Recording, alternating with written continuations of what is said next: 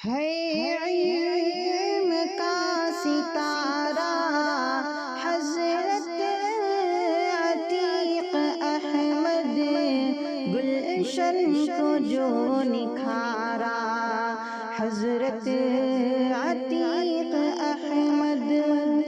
السلام علیکم ورحمۃ اللہ وبرکاتہ۔ بسم اللہ الرحمن الرحیم۔ الحمد للہ رب العالمین والصلاة والسلام علی سید الانبیاء والمرسلین، لا الہ الا اللہ الحلیم الکریم، سبحان اللہ رب العرش العظیم، الحمد للہ رب العالمین۔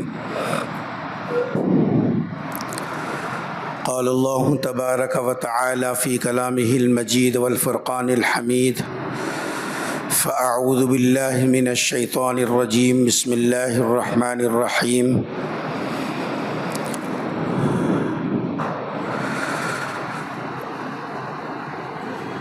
انما اشکو بثی وحزنی الی اللہ،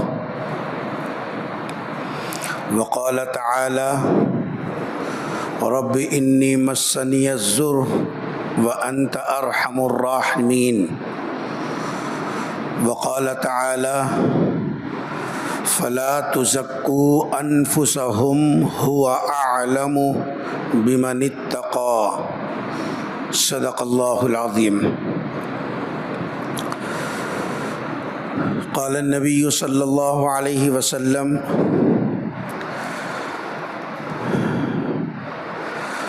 ظن المؤمنین خیرا، وقال النبی صلی اللہ علیہ وسلم الدعاء مخ العبادہ۔ قال ابو درداء رضی اللہ عنہ ثلاث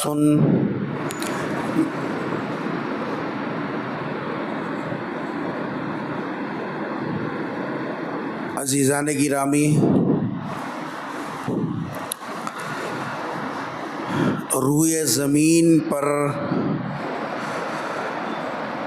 حضرات انبیاء علیہم الصلاۃ والتسلیم کے بعد ایک طبقہ اور ایک جماعت ایسی ہے جن کی بات پر چلنا، جن کے کاموں کی نقل کرنا، یہ سراسر ہدایت اور عین صراط مستقیم پر گامزن ہونا ہے، اور وہ طبقہ ہے حضرات صحابہ کرام کا، جن کے بارے میں سرکار دو جہاں صلی اللہ علیہ وسلم نے ارشاد فرمایا بِأَيِّهِمْ اقتدیتم اہتدیتم، کہ میرے صحابہ ستاروں کے مانند ہیں، ان میں سے تم جس کی بھی اقتدا کرو، پیروی کرو، ان کے نقش قدم پر چلو، ان کے کہے ہوئے کو مانو اور ان کے کرنی کو تم نقل کرو، تو اللہ کے رسول صلی اللہ علیہ وسلم نے اطمینان دلایا کہ صحابہ کی نقل کرنے والا، صحابہ کی بات پر چلنے والا، صحابہ کے طور طریقے کو اختیار کرنے والا، وہ ہدایت کے راستے پر چلنے والا ہے اور صراط مستقیم پر چلنے والا ہے۔ اس لیے روئے زمین پر انبیاء کے بعد اگر کوئی طبقہ عزت کے اعتبار سے، شرافت کے اعتبار سے، توقیر کے اعتبار سے اگر کوئی انبیاء کے بعد کوئی طبقہ ہے تو وہ طبقہ صحابہ کا ہے۔ اس لیے صحابہ کرام کی زندگیوں کو پڑھنا اور ان کے اقوال اور ان کی صاحب زندگی کو دیکھنا اور اپنی زندگی کے اندر جو خامیاں اور کمیاں ہیں اس کو دور کرنے کی فکر کرنا، یہ اصل میں صراط مستقیم کو تلاش کرنا ہے اور ہدایت کو تلاش کر کے اس کے اوپر چلنے کی فکر کرنا۔ انہی میں سے ایک صحابی ہیں جن کا نام ہے ابو الدرداء رضی اللہ عنہ۔ حضرت ابو درداء رضی اللہ عنہ انصاری صحابی ہیں اور حضور اکرم صلی اللہ علیہ وسلم سے ان کو جو لقب ملا، پیغمبر نے اپنی مبارک زبان سے حضرت ابو درداء کے بارے میں فرمایا، حکیم ہذہ الامہ، اس امت کے حکیم ہیں، لوگوں کی کمزوریوں کو پرکھنا اور اس کا علاج بتلانا، کس راستے سے یہ ضلالت کی طرف چلتے ہیں اور کون سی تدبیر سے یہ ہدایت پر آتے ہیں، کون سا کام ہے جو کام کرنے پر یہ گمراہی سے بچ سکتے ہیں اور کس کام کے پیچھے پڑنے میں ان کا سراسر نقصان ہے۔ سرکار دو عالم صلی اللہ علیہ وسلم کی صحبت، اگرچہ کہ ان کو غزوہ بدر کے بعد سن 3 ہجری میں یہ ایمان قبول کیے، گویا کہ 7 سال حضور اکرم صلی اللہ علیہ وسلم کی صحبت ان کو نصیب ہوئی، لیکن حضور کی صحبت کا اثر یہ ہوا کہ ان کے اندر وہ مایا پیدا ہوئی، ان کے اندر وہ سرمایہ جمع ہوا کہ امت کی رہبری کرنا اور امت کی جیسا رہنمائی کرنے میں جس باریکی کے ساتھ حضرت ابو درداء رضی اللہ تعالی عنہ امت کی خامیوں اور خرابیوں کی تشخیص کر کے اس کا علاج بتلاتے، سرکار دو جہاں صلی اللہ علیہ وسلم نے فرمایا وہ حکیم ہذہ الامہ، اس امت کے حکیم ہیں، یہ حکیم الامت ہیں۔ ایک موقع پر حضرت ابو درداء رضی اللہ تعالی عنہ نے ارشاد فرمایا کہ دیکھو بندگی کی جڑ کیا ہے۔ سب کہتے ہیں کہ بھئی ہم اللہ کے بندے ہیں، اللہ کی بندگی کر رہے ہیں جی، اور آخرت کے اندر کامیابی اور کامرانی کے لیے ہم بھاگ دوڑ کر رہے ہیں، صبح سے شام تک کے مجاہدے ہمارے وہ اس لیے ہیں تاکہ آخرت میں اللہ تبارک و تعالیٰ کی رضا نصیب ہو۔ حضرت ابو درداء رضی اللہ تعالیٰ عنہ نے فرمایا کہ من ملاکی امر ابن آدم، لوگوں کی جی صاحب جو ہے معاملات کی جڑ یعنی بندگی کی جڑ کیا ہے؟ بندگی کی جڑ ہے کہ اپنے اندر 3 صفات کا آ جانا۔ جو ایمان والا اپنے اندر 3 عادتیں پیدا کر لے یا کسی کے اندر 3 عادتیں تم دیکھو تو سمجھ جاؤ یہ واقعی اللہ کی بندگی کرنے والا ہے۔ دعویٰ کرنے والے تو بہت ہیں، ہر کوئی یہ کہتا ہے کہ میں اللہ کا بندہ ہوں، بندگی کر رہا ہوں، اللہ کی مان کر چل رہا ہوں، اللہ کی اطاعت کر رہا ہوں۔ ہر ایمان والے کو پوچھئے وہی جواب ملے گا، لیکن حضرت ابو درداء رضی اللہ تعالیٰ عنہ فرماتے ہیں کہ بندگی کی جڑ نماز روزے کو نہیں بتا رہے ہیں، بلکہ حضرت ابو درداء رضی اللہ تعالیٰ عنہ فرماتے ہیں کہ جس کے اندر 3 باتیں پیدا ہو جائیں، جس ایمان والے کے اندر یہ 3 عادتیں آ جائیں تو سمجھ جاؤ یہ بندگی کی اصل کو حاصل کر لیا اور آخرت میں اس کا بیڑا پار ہے۔ ہمارے جو مجاہدے ہیں، عبادتوں میں لگنا ہے، اطاعت کے لیے سرگرداں رہنا ہے اور اللہ تبارک و تعالیٰ کو منانے کے لیے رات و دن جو فکر مندی ہماری ہے وہ اسی لیے ہے کہ آخرت میں ہمارا بیڑا پار ہو جائے۔ حضرت ابو درداء رضی اللہ تعالیٰ عنہ فرماتے ہیں اگر تم اپنے اندر یہ 3 عادتیں پیدا کر لو، اگر تم اپنے اندر یہ 3 عادتیں پیدا کر لو تو آخرت کا بیڑا پار ہے، گویا کہ تم کو بندگی کی اصل حاصل ہو گئی۔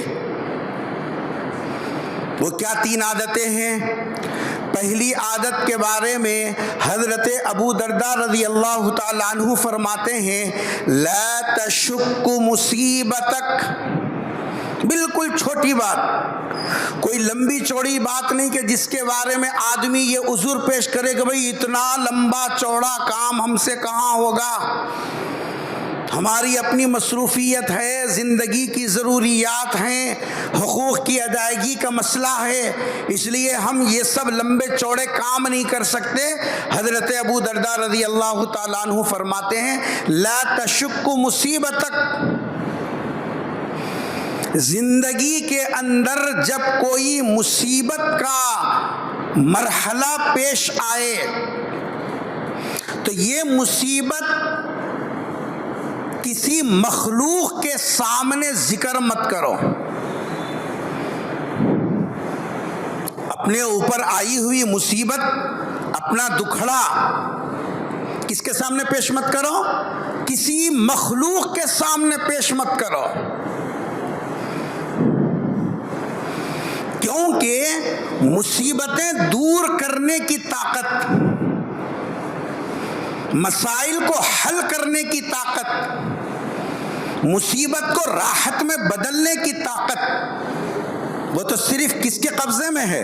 اللہ کے قبضے میں ہے، اللہ کے علاوہ کسی اور کے قبضے میں نہیں ہے۔ لیکن الفاظ کیسے استعمال کیے؟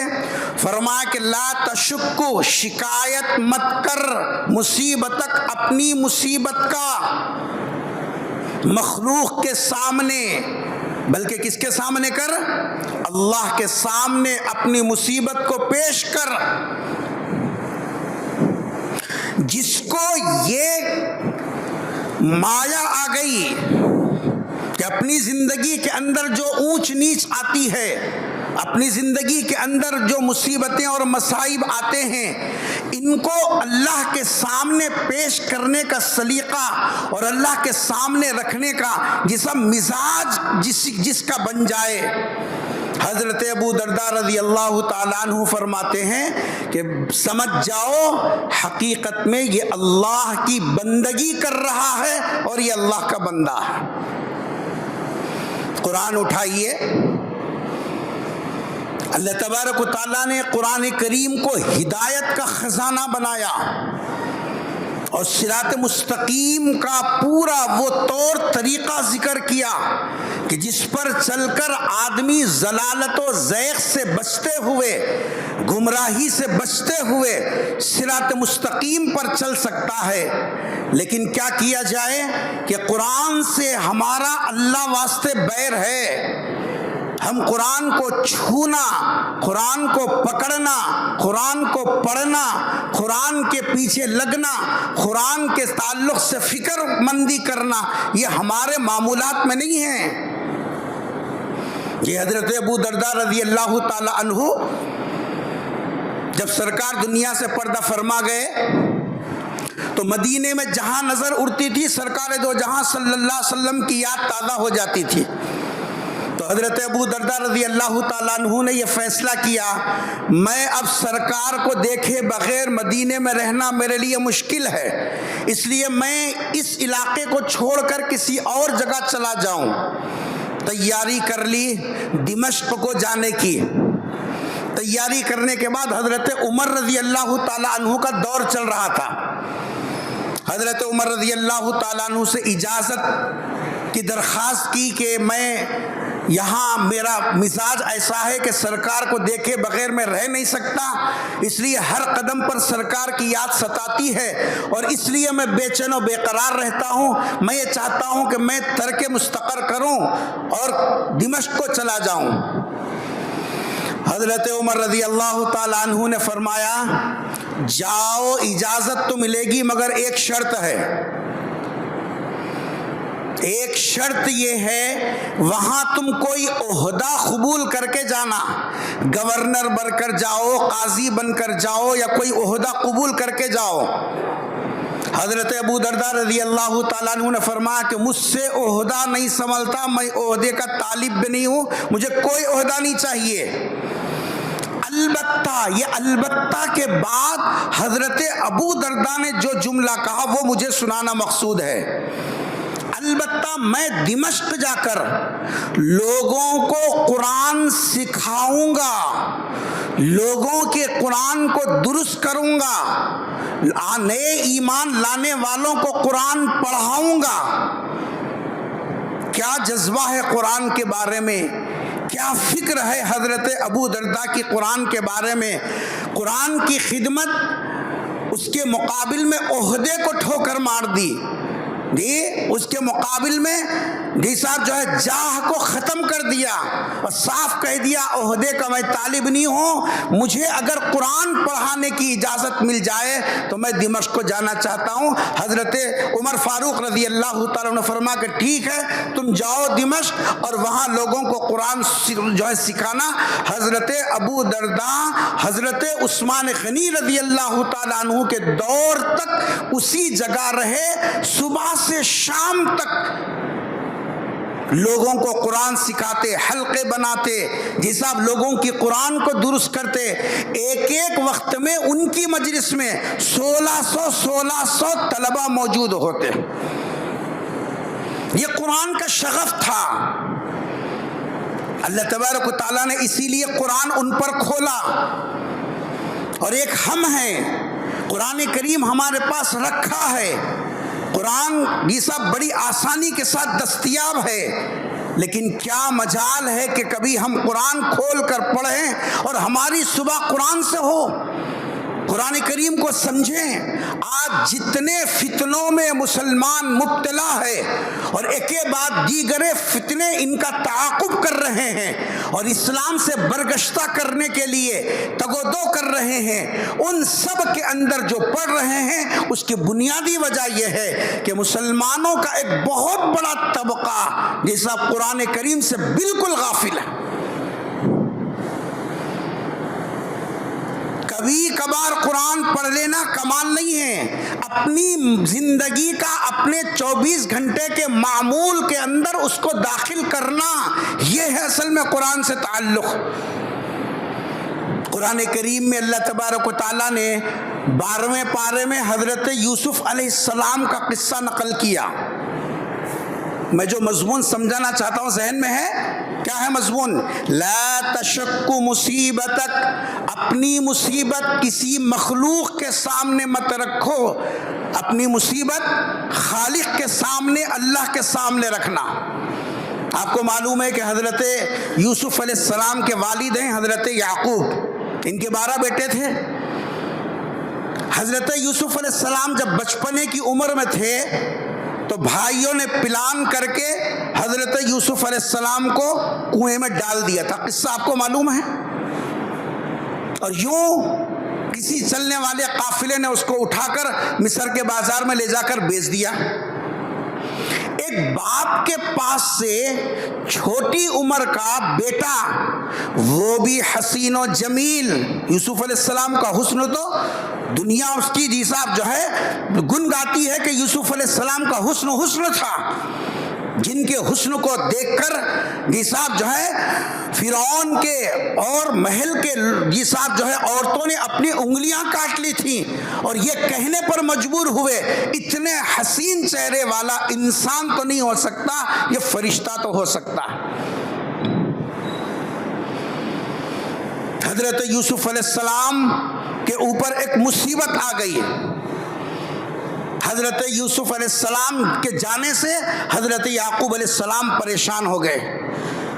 اب یہ جو مصیبت آئی اس کو جھیلتے رہے۔ جب ایک لمبا عرصہ گزرا، یوسف علیہ السلام کے دوسرے بھائی جب مصر کے اندر قحط پڑا اور غلہ لانے کے لیے بھائی جب مصر گئے، حضرت یوسف علیہ السلام کو اللہ نے خزانے کا ذمہ دار بنایا تھا، غلوں کے اناج کا جسا ذمہ دار بنایا تھا، پہچان گئے یہ پرانے کرم فرما میرے بھائی ہیں جو 10 کے 10 آئے ہیں، آج ضرورت جی صاحب ان کو یہاں تک لے کر آئی ہے۔ پہچان کر انہوں نے ایک شرط لگائی، اب کہ تو تم کو غلہ دے رہا ہوں، آئندہ جب بھی تم غلہ لینے آؤ تمہارا اور ایک بھائی گھر میں ہے اس کو لے کر آنا۔ غلہ تو لے کر گئے، ابا جان سے کہا کہ ابا جان بادشاہ نے شرط رکھی اگلے سال جبھی بھی غلہ لے کر لینے جانا ہے وہ چھوٹے بھائی کو بھی ساتھ میں لانے کی شرط لگا دی ورنہ غلہ نہیں ملے گا۔ حضرت یعقوب علیہ السلام کا ماتھا تھنکا، پہلے ہی ایک مصیبت میں میرا بیٹا یوسف چلا گیا، اب پھر یہ بیٹے کو کیا جی صاحب ہوگا۔ بہرحال لے کر چلے حضرت یعقوب علیہ السلام نے جی صاحب جو ہے بھیج تو دیا، لیکن اندر گھبرانے لگے کہ کیا ہوگا۔ جب بھائی حضرت یوسف علیہ السلام کے سامنے آیا، ایک تدبیر کر کے ان کو جی صاحب جو ہے یہاں روک لیا۔ بھائی خالی ہاتھ لوٹے ابا کے پاس جا کر کہنے لگے ان ابنک سرخ، بنیامین کو ہم پوری حفاظت سے لے گئے تھے مگر بادشاہ کا پیالہ اپنے سامان میں اس نے رکھ لیا اور پھر چوری کے الزام میں ہمارا بھائی پکڑا گیا۔ ایک مصیبت حضرت یوسف علیہ السلام کی جانے کی حضرت یعقوب پر ایک لمبے زمانے سے تھی، روتے روتے آنکھوں کی بینائی چلے گئی تھی۔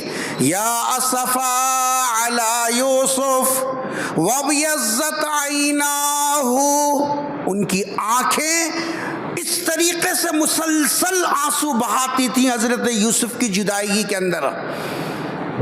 اب یہ بیٹا بھی گیا، مصیبت پر مصیبت آئی، پریشانی پر پریشانی آئی۔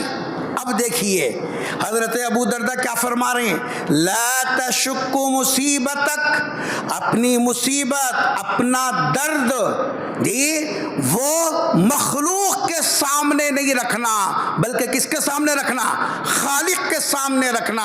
حضرت یعقوب علیہ السلام نے اس موقع پر منہ سے جو الفاظ نکالے اللہ نے اس کو قرآن کا حصہ بنا کر قیامت تک باقی رہنے والی کتاب میں لکھ دیا اور بتایا کہ لا تشک مصیبتک، اپنی زندگی کے اندر جب مصیبتیں مصائب آئیں مخلوق کے سامنے رونے کے بجائے خالق کو پیش کرو۔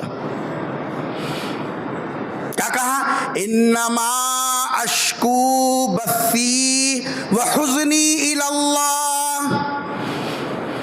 میری مصیبت میرا غم میں اپنے خدا کو سناتا ہوں۔ کس کو سناتا ہوں؟ اپنے اللہ کو سناتا ہوں۔ حضرت یعقوب علیہ السلام کے اس جملے میں یہ سبق دیا گیا کہ بندگی کی اصل پہچان جھبے قبے نہیں ہے، بندگی کی اصل جڑ یہ ہے کہ ایمان والے کے اندر یہ عادت اور یہ صفت پیدا ہو کہ وہ اپنی زندگی کے اندر آنے والے مصیبتیں اور مصائب کو اللہ کے سامنے پیش کرنے کا مزاج ہو، مخلوق کے سامنے پیش کرنے کا مزاج نہ ہو۔ سرکار دو جہاں صلی اللہ علیہ وسلم 13 سال تک مکے میں اپنی نبوت کے اعلان کے بعد رہے۔ مکے والے انتہائی آپ کے ساتھ ظلم و ستم کا، زیادتی کا معاملہ کیا۔ اللہ کے حکم سے ہجرت کر کے مدینہ منورہ گئے۔ 2 سال کے بعد میں ایک اسلام کی سب سے پہلی جنگ ہوئی جس کو جنگ بدر کہتے ہیں۔ آپ کو معلوم ہے یہ 15 سالوں میں مسلمان جو تیار ہوئے، حضور اکرم صلی اللہ علیہ وسلم کی محنت کا خلاصہ جو بنے وہ 313 افراد، وہ 313 افراد بدر کے میدان میں جمع ہوئے۔ دشمنوں کا قافلہ 1000 کا لشکر پوری تیاری کے ساتھ آیا۔ اب یہ اجتماعی مصیبت تھی، ایک ایسی پریشانی کا مرحلہ تھا۔ کیا کیا حضور اکرم صلی اللہ علیہ وسلم نے؟ اپنے عمل سے قیامت تک آنے والے غلاموں کو پیغمبر صلی اللہ علیہ وسلم نے وہ راستہ بتلایا، وہ طریقہ بتلایا کہ اگر زندگی کے اندر مصیبتیں اور مسائل آ جائیں تو دروازہ اللہ کا کھٹکھٹانا ہے، کسی اور کا نہیں۔ اپنی مصیبت سنانا ہے تو کس کو سنانا ہے؟ اپنی مصیبت سنانا ہے تو وہ اللہ تبارک و تعالیٰ کے سامنے، مخلوق کے سامنے نہیں۔ کیا دعا، کس طریقے سے دعا کی؟ حضرت پیغمبر صلی اللہ علیہ وسلم رات کا وقت ہے، اپنے ڈیرے میں ہیں، دعا میں لگ گئے اور اللہ سے کہنے لگے اللہم ان تہلک ہذہ العصابہ، اے اللہ یہ مٹھی بھر جماعت جو 15 سال کی محنت سے تیار ہو کر آج میں نے میدان میں اتاری ہے، اگر یہ ہلاک ہو گئے، لا تعبد فی الارض ابدا، اگر یہ روئے زمین میں سے چلے گئے پھر کبھی روئے زمین پر تیری عبادت نہیں ہوگی، تیرا نام لینے والا باقی نہیں رہے گا۔ کیسے لجاجت کے ساتھ! بخاری شریف کی روایت اٹھا کے دیکھو، حضور اکرم صلی اللہ علیہ وسلم یہ مصیبت اللہ کو سنا رہے ہیں، ہاتھ پھیلا دیا، آپ کے جسم سے چادر صاحب اتر گئی۔ حضرت ابو بکر رضی اللہ تعالیٰ عنہ نے دیکھا تو پیغمبر صلی اللہ علیہ وسلم کو تھام لیا اور کہا کہ آپ گھبرائیے مت، اللہ نے آپ کی دعا سن لی ہے، اللہ ضرور ہماری مدد کرے گا۔ حضرت ابو درداء رضی اللہ تعالیٰ عنہ فرماتے ہیں بندگی کی شان یہ ہے، بندگی کا کمال یہ ہے، بندگی کی اصل یہ ہے کہ آدمی اپنی زندگی کے اندر جو مصیبتیں خلاف مزاج حالات پیش آئیں وہ دکھڑا اللہ کے سامنے سنانا۔ ارے بات سمجھ میں آئی؟ کیا فرمایا؟ 3 عادتوں میں سے پہلی عادت لا تشک مصیبتک، اپنی مصیبت مخلوق کو مت سناؤ، اپنی مصیبت اللہ کو سناؤ۔ اس کے بعد حضرت ابو درداء رضی اللہ تعالی عنہ نے دوسری نصیحت کی، اگر آپ سوتے سوتے سن رہے ہیں تو نہیں سمجھ سکتے، اگر آپ سننے کے موقف پہ ہیں تو ہی سمجھ سکتے ہیں، ورنہ تو یہ سنیں گے یہ بھی وچ ہے وہ بھی وچ ہے۔ دین کی باتوں کو فکر کے ساتھ سننا ہے، توجہ کے ساتھ سننا ہے، لگن کے ساتھ سننا ہے، تب جا کر اللہ تبارک و تعالیٰ سینہ کھولتے ہیں، پھر وہ باتیں دل کے اندر اترتی ہیں، پھر عمل کی توفیق بھی ملتی ہے۔ دوسری نصیحت حضرت ابو درداء رضی اللہ تعالیٰ عنہ نے فرمایا لا تحدث بوجعک، مصیبت اور جو دکھڑا آتا ہے نا تو یہ دکھڑا اللہ کو شکایت کے لہجے میں مت پیش کر، پہلے تھا پیش کر، اب کیا ہے؟ پیش کرنا، مگر شکایت کا لہجہ نہیں ہونا۔ ہمیں کیا کریں کہ ہمارے پیچھے 7.5 لگیے، یہ جو انداز ہے نا یہ شکایت کا ہے، یہ شکایت کا لہجہ نہیں ہونا۔ اللہ تبارک و تعالیٰ کے دربار میں جب اپنا درد، اپنا دکھڑا، اپنی مصیبت، اپنی تکلیف جب اللہ کے سامنے رکھو، اس انداز سے رکھو گویا کہ تم عاجز ہو، تم اس کو ٹال نہیں سکتے، تمہارے بس میں نہیں ہے۔ اللہ کو اللہ کے سامنے ایسے بن کر پیش کرو کہ اللہ آپ ہی کر سکتے ہیں، یہ نہیں شکایتانہ لبو لہجہ۔ ہمارے پاس جب بھی کوئی مصیبت آتی ہے، کوئی دکھڑے کا رونا روتے ہیں تو وہ رونا شکایت کا لب و لہجہ ہوتا ہے، گویا کہ اللہ نے ہمارے ساتھ ناانصافی کی، گویا کہ اللہ نے ہمارے ساتھ ظلم کیا، گویا کہ اللہ کا فیصلہ ہمارے ساتھ زیادتی ہوئی، ہم اس کے صاحب لائق نہیں تھے، یہ بولنا چاہ رہے ہیں شکایت سے۔ حضرت ابو درداء رضی اللہ تعالیٰ فرماتے ہیں بندگی کی شان یہ ہے، آخرت میں بیڑا پار ہونے والوں کی شان یہ ہوتی ہے، لا تحدث حدث یحدث کو مانے بیان کرنا، اپنے درد کو شکایت کے لب و لہجے میں اللہ کے سامنے پیش مت کرو، بلکہ عاجزی کے ساتھ اللہ کو بڑا بناتے ہوئے، اپنی کمزوری پر نظر رکھتے ہوئے اللہ کے سامنے عاجزانہ درخواست پیش کرو۔ کیا قرآن ہے صاحب! آہا! قرآن میں ایک اور پیغمبر ہیں حضرت ایوب علیہ السلام۔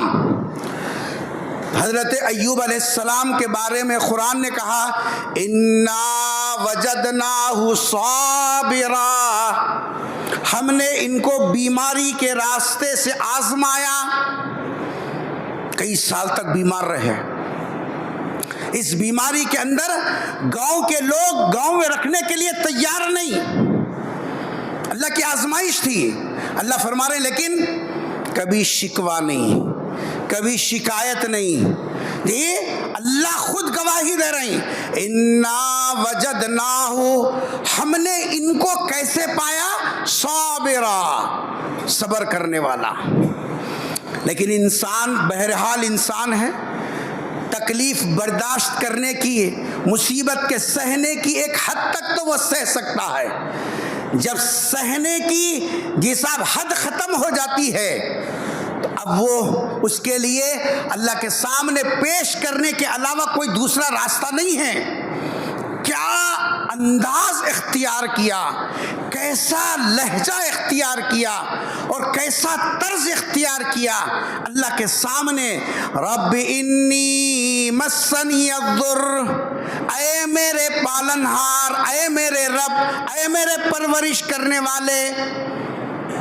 کیا انداز ہے، دیکھو اللہ تعالیٰ کو رب کے نام سے یاد کیا جا رہا، اپنا رب بتایا جا رہا ہے، اور یہ کہا جا رہا انی مسنی الضر، تکلیف پہنچی ہے، بیماری میں مبتلا ہوں، اللہ جانتے ہیں، لیکن یہ آدمی کے اوپر جو مصیبت آئی، انداز کیا ہے؟ انداز شکایت کا نہیں ہے، اتنے سال کئی کی مصیبت، کیا کریں بلکو نہ۔ گھر میں عورتوں کو دیکھو کیسے الفاظ، کیسے جملے، ایسے جملے ایمان سے نکل جاتے ہیں۔ کیوں؟ ہم مرد ہو کر کبھی گھر کی عورت کی تربیت ہی نہیں کرے، کبھی گھر کی عورت کو بتلایا نہیں کہ اللہ کی بندی ایسے بول نہیں بولنا۔ بچوں کا انتقال ہو گیا، آسمان کی طرف ہاتھ اٹھا کر کیا بگاڑی تھی تیرا اللہ، میرا گود اجاڑ دیا۔ کیا لہجہ ہے یہ؟ کبھی غور کیا؟ مصیبت ضرور ہے، آزمائش ضرور ہے، درد ضرور ہے، تکلیف ضرور ہے، لیکن اللہ کے سامنے پیش کرنے کا لہجہ کیسا؟ قرآن پڑھتی لہجہ معلوم ہوتا، یا قرآن کو سیکھتا لہجہ معلوم ہوتا کہ اللہ کے سامنے اپنے دکھ درد کو پیش کرنے کا لہجہ کیا ہونا چاہیے۔ کیا لہجہ ہے صاحب؟ رب انی مسنی الضر، اے اللہ مصیبت پہنچی ہے، وانت ارحم الراحمین، سب ترس کھانے والوں میں سے سب سے زیادہ ترس تو آپ کھانے والے ہیں۔ کیا الفاظ ہیں، دیکھیں اللہ کی رحمت کو کھینچنے کے، اللہ کے جساب رحمت کو متوجہ کرنے کے، اللہ تبارک و تعالیٰ کی طرف سے فیصلے کروانے کے الفاظ۔ اللہ دنیا میں ترس کھانے والے تو نظر آتے ہیں، لیکن سب سے بہتر ترس تو آپ ہی کھاتے ہیں، اور کون کھا سکتا؟ جب ان الفاظ سے صاحب حضرت ایوب علیہ السلام نے اللہ کے سامنے اپنی مصیبت اس لہجے میں پیش کی، اللہ تبارک و تعالیٰ نے فرمایا کہ تم چل نہیں سکتے، اٹھ نہیں سکتے، جس جگہ ہے اسی جگہ ایڑی رگڑو، ارکض برجلک۔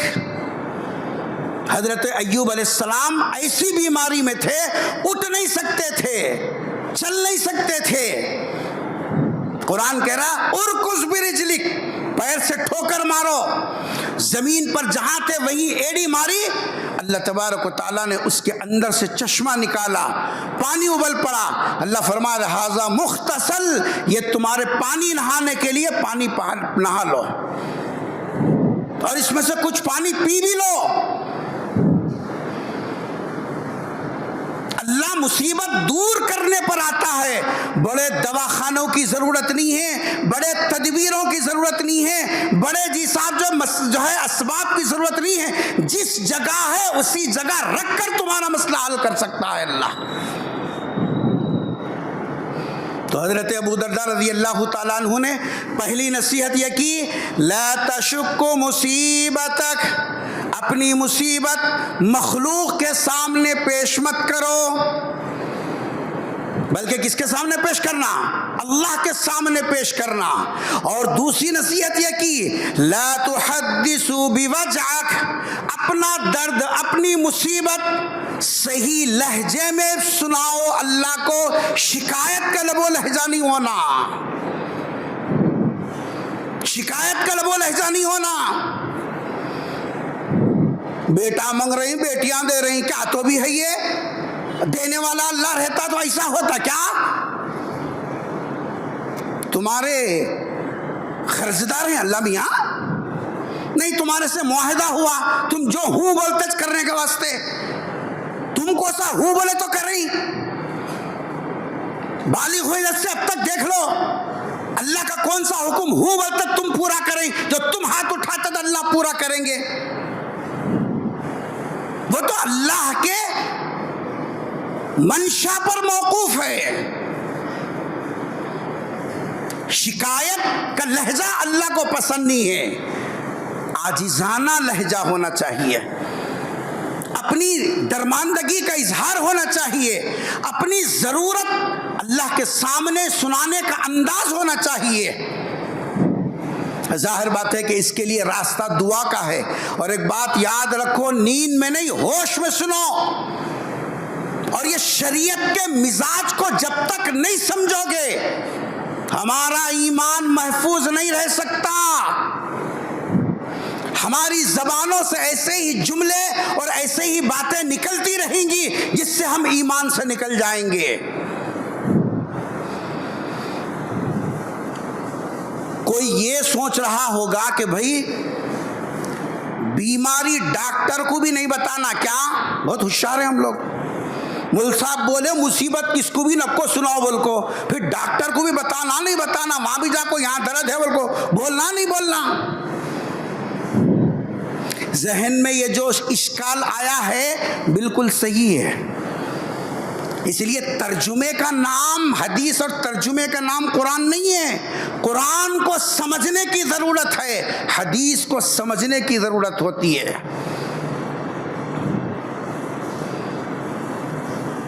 مصیبت کو دور کرنے کے لیے ایک طریقہ شریعت نے بتلایا، تدبیر اختیار کرو، علاج اختیار کرو، جی صاحب دعا اختیار کرو، یہ شرعی حکم ہے، لیکن علاج کے بعد، دعا کے بعد آپ کا اچھا ہونا یا نہیں ہونا، مصیبت کا ہٹنا یا نہیں ہٹنا، نہیں کام کا بننا یا کام کا نہیں بننا، اس سے اس دعا کا کوئی تعلق نہیں ہے۔ دعا کا حکم تو، دوا کی تدبیر تو وہ شریعت کا حکم ہے کہ تم علاج اختیار کرو، تدبیر اختیار کرو، لیکن شفا کا دینا نہیں دینا، مصیبت کا ٹلنا نہیں ٹلنا، مسئلے کا حل ہونا نہیں ہونا، یہ اللہ کے منشا پر موقوف ہے۔ اور ایک بات ذہن میں آ گئی،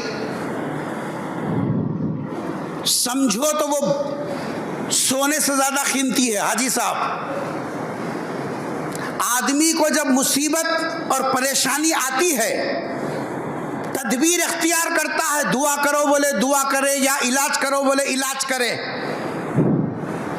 علاج کے بعد عموماً یہ ہوتا ہے اگر اچھے نہیں ہوئے یا دعا کے بعد اگر وہ مصیبت دور نہیں ہوئی، ہم فوراً مایوسی کا شکار ہو جاتے ہیں، دعا کے تعلق سے بدگمانی میں آ جاتے ہیں۔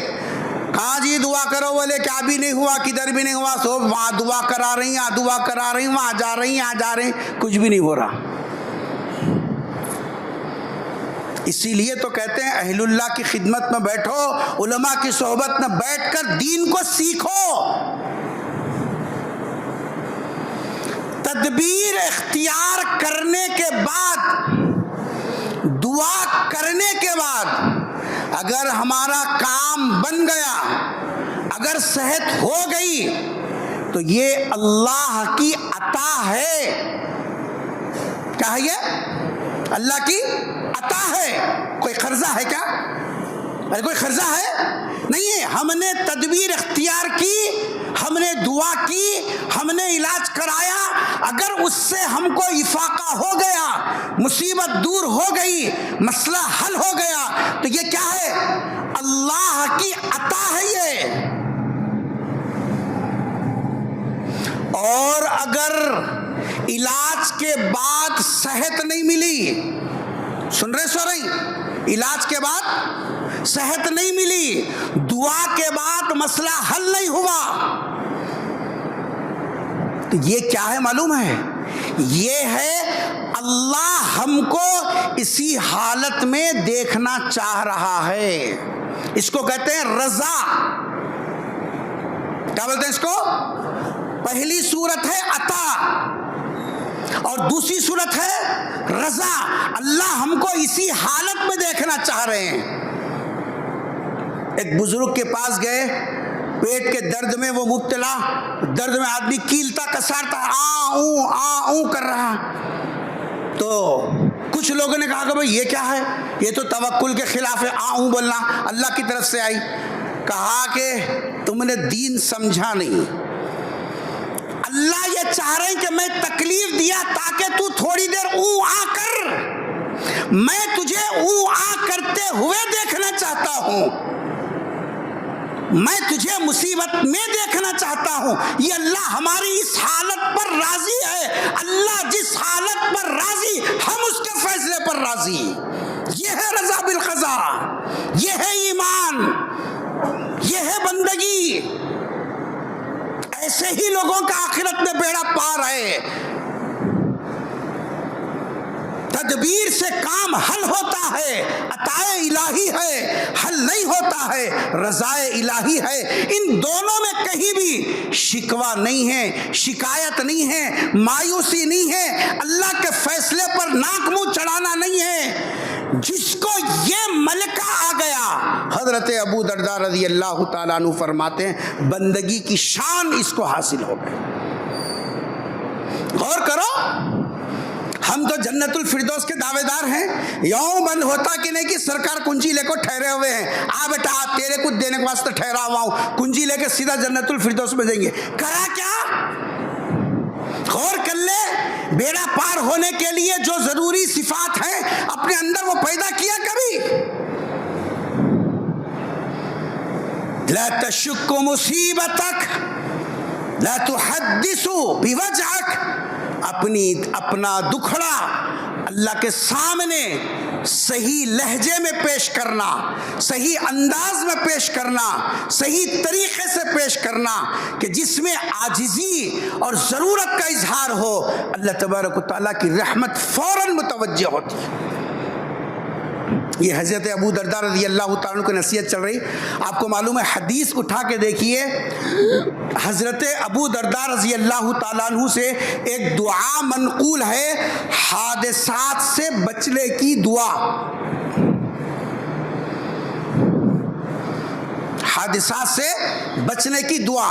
اللہم انت ربی لا الہ الا انت علیک توکلت وانت رب العرش الکریم ما شاء اللہ کان وما لم یشأ لم یکن ولا حول ولا قوة الا باللہ العلی العظیم اعلم ان اللہ علی کل شیء قدیر وان اللہ قد احاط بكل شیء علما اللہم انی اعوذ بک من شر نفسی ومن شر کل دابہ انت آخذ بناصیتها خلاصتها ان ربی علی صراط مستقیم. یہ دعا ہے. یہ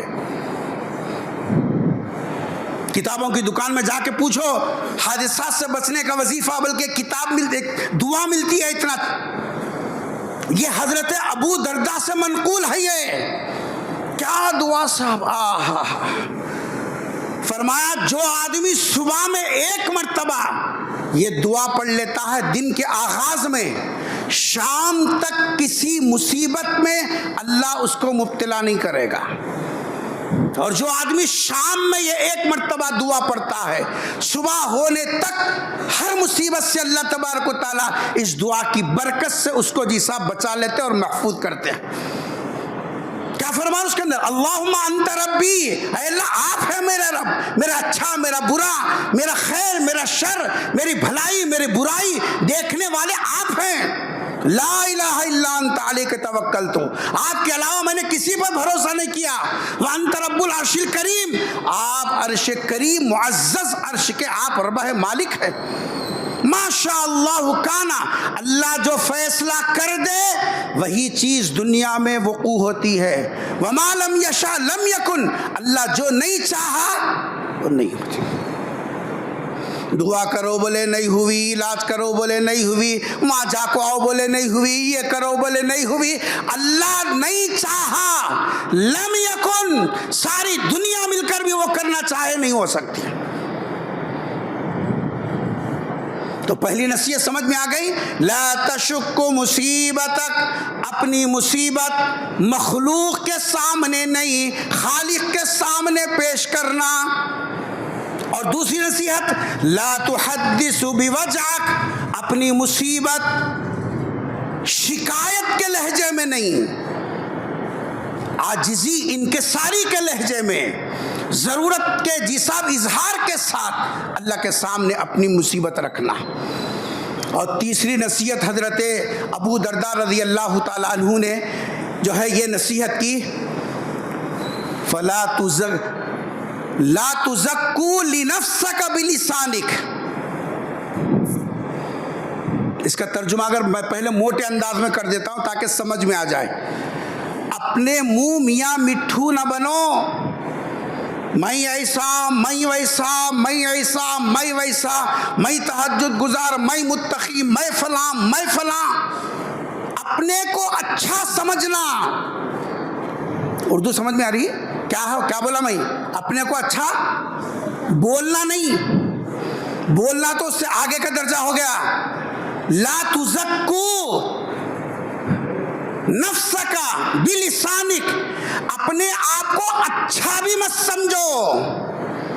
کون اچھا ہے اللہ جانتے ہیں. هو اعلم بمن اتقى، کون اچھا ہے کون برا ہے، کون متقی ہے کون عاصی ہے، کون وفادار ہے کون دغاباز ہے، یہ کون جانتا ہے؟ غور کرو. ہم دنیا والوں کو اپنی چرب زبانی سے تھوڑی دیر کے واسطے ان کا منہ بند بھی کرے، نہیں بھئی تمہارے کو غلطی ہوئی، میں ویسا نہیں بولیا، میں ایسا نہیں کریا، تم غلط سمجھے ایسا بولے، بلکہ سامنے والے کو تھوڑی دیر کے واسطے باور کرا دیے، کرا کے اپنی امیج ہمارے بولو نا جی برقرار رکھے نہیں رکھے برقرار. یہ ٹرک، جس ٹرک سے آپ سامنے والے کو گول مالش کر دیا نا، یہی ٹرک اللہ کے سامنے کر سکتا کیا جی؟ اللہ کے سامنے کر سکتا؟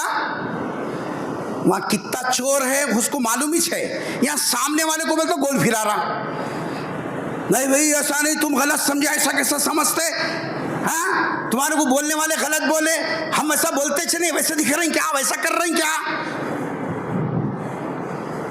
سامنے والے کو گول پھرا دے کے اچھی مالش کر دیے اور اپنا امیج خراب ہونے سے بچا لیے. دنیا میں چلتا. اللہ حضرت ابو درداء فرما رہے ویسا بھی نکو کرو. ہو گئی غلطی ہو گئی. اور ہمارے اندر کیا ہے لوگوں کے سامنے بول لیتے پھرنا نہیں ہے. آپ کے اندر نیکی ہے، آپ کے اندر تقوی ہے، آپ کے اندر خشیت ہے، آپ کے اندر اللہ کا خوف ہے، اللہ خود اس کو لوگوں کے سامنے ظاہر کریں گے. آپ کو ڈھنڈورا پیٹنے کی ضرورت نہیں ہے. آج حال کیا ہے لوگوں کا؟ 4 سجدے کرنا جہاں آ گیا، ہم دوسروں کے اوپر تبصرہ کر رہے ہیں. انہیں حرام کھا رہا، انہیں لوٹ کو کھا رہا، انہیں لپا ڈپی کر رہا، انہیں ایسا کر رہا. یعنی ہم پارسا ہیں، ہم دودھ سے دھلے ہوئے ہیں، ہم گنگا میں ڈبکی لگا کے آئے ہیں، ہم زمزم پینے والے ہیں. یہ ہے بدماش، یہ ہے حرام خور، یہ ہے سود خور، یہ ہے فلاں، یہ ہے فلاں. دوسروں کو سب کو دوزخی بنانا، اپنے آپ کو جنت الفردوس کا جی صاحب حقدار بتانا. پر کتنے دن ہوا؟ ہفتہ 8 دن نہیں ہوا. خون نکال کے ٹیسٹ کرو. جن پیسوں کے ساتھ تمہاری پرورش ہوئی، جو لقمے کھا کر تم بڑے ہوئے، پتا چلے گا اگر جی صاحب وہ لیبارٹری دنیا میں ہوتی، پتا چلتا کہ جو خون تمہاری رگوں میں دوڑ رہا ہے، جس کی بنیاد پر تم عام مسلمانوں کو دوزخی سمجھ رہے ہو، تم کتنے پارسا ہو پتا چل جاتا. کیا حق پہنچتا ہم دوسروں کو گری ہوئی نظر سے دیکھیں.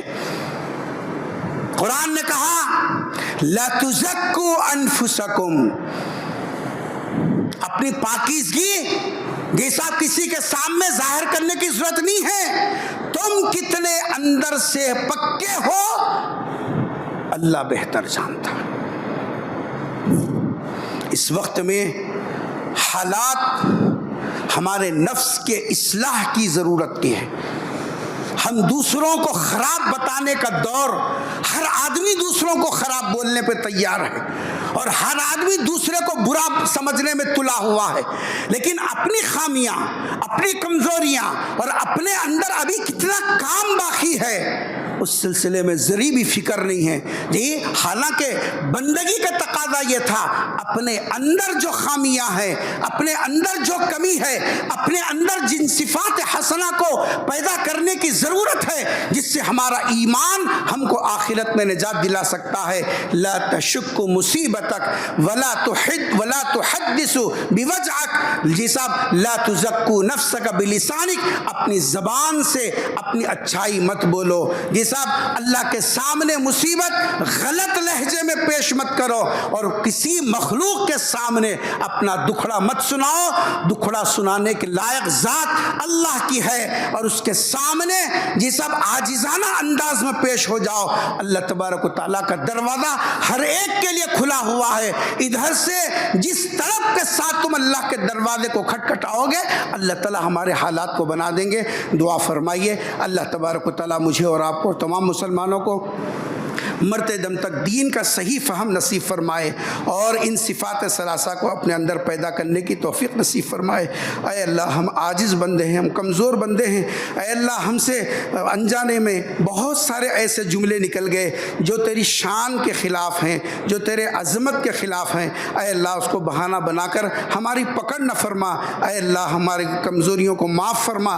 اے اللہ تو ارحم الراحمین ہے، ہماری بہترین تربیت فرما دیجئے. اے اللہ ہماری آخرت کو بہتر بنا دیجئے. اے اللہ ہماری زندگی کو بھی عافیت والی، سکون والی بنا دیجئے. اے اللہ دونوں جہاں میں عزت کی زندگی اور عزت کی رضی مقدر فرما دیجئے.